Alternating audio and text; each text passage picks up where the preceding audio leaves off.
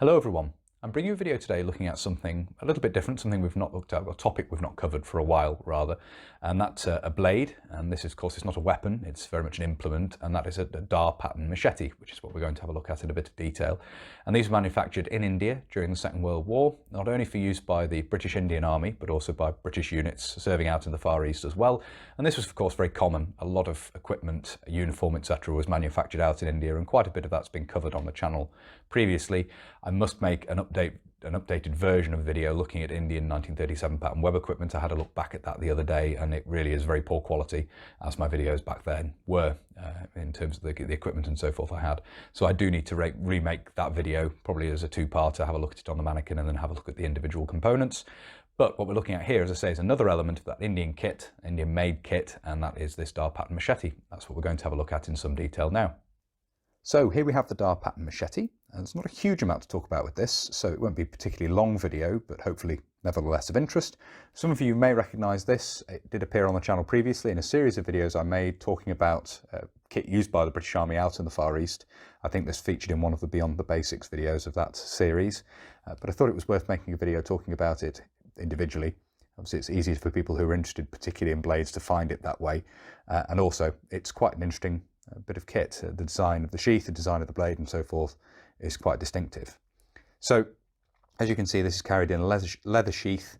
The shape of the blade necessitates, or certainly the solution they went for in terms of getting this out of the sheath, is to actually have an open backed sheath, as you can see here. So the top part of the blade is retained by this strap, and this has actually been repaired by the previous owner.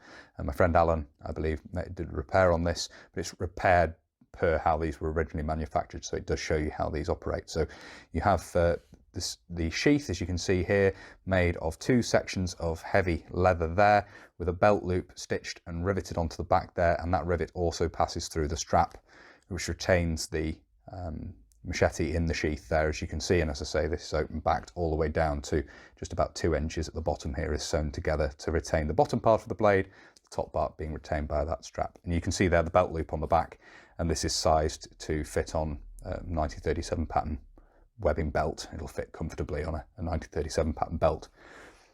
So we'll open this up and have a look at the machete itself. We'll have a look at the markings on both of these in a minute, both the sheath and the machete. You can see here that distinctive shape of blade, and as is typical with blades designed for the sort of work you use a machete for, cutting through brush and that sort of thing, you have a much thicker end to the tip of the blade, and that throws the weight to the end, the tip of the blade, and basically helps with swinging it and gives it more momentum, and means it's better for the job for which it's made, basically. These are commonly made of spring steel, so leaf springs basically were repurposed or recycled to make these blades, I understand. It has a very crudely ground edge, as you can see there. Hopefully that shows up enough detail on the camera. In fact, the whole construction of this, the grinding of the blade and everything, is quite crude, but I suppose functional, although how functional these were is a question really.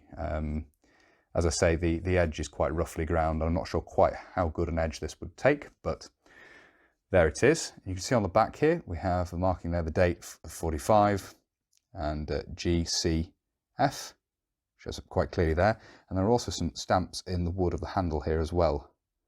See those there. Unfortunately, I can't ascribe any significance to these. If someone can, please do drop a comment down below. I'd be interested to know.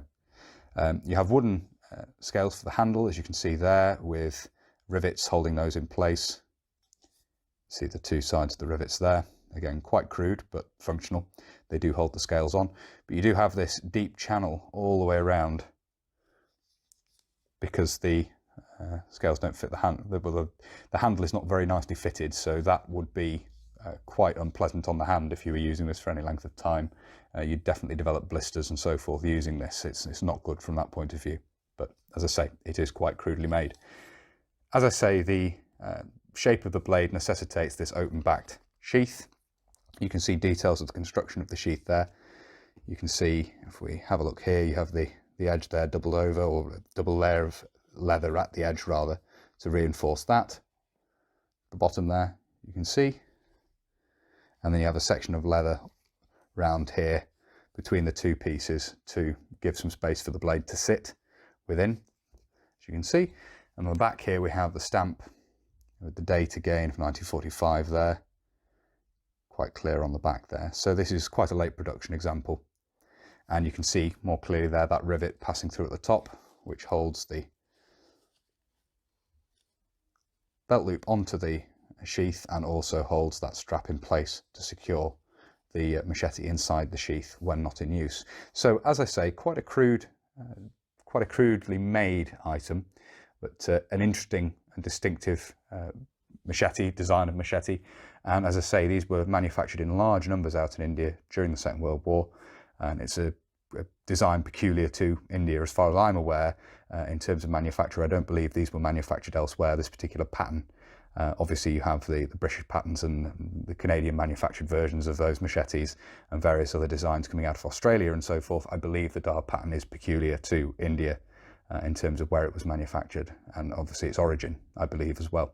So there it is, that's a 1945 dated Dar pattern machete and sheath. So I hope you found it interesting looking at this. As you can see, quite a distinctive pattern of blade, and obviously requiring that specific design of sheath to go with it. As I say, hopefully having a look at it in some detail has been of interest. If you have found this interesting and you'd like to see more of this sort of thing, please do consider subscribing to the channel if you haven't already. And whether you're newly subscribing or you're previously subscribed, please do make sure you hit the little bell, the notification button down below. That will of course alert you when I upload future videos. If you really like my uploads and you would like to support the channel, you can. Both Patreon and PayPal are linked down below. And as I always say, a huge thank you to everybody who supports the channel using those two methods. It really is greatly appreciated. Thank you all very much indeed. If you'd like to follow the channel on social media, you can. Facebook, Instagram and Twitter are all linked down below. And if you'd like to get in touch but you don't really use social media, there is of course an email address down there as well. That's everything for this video. So until next time, bye for now.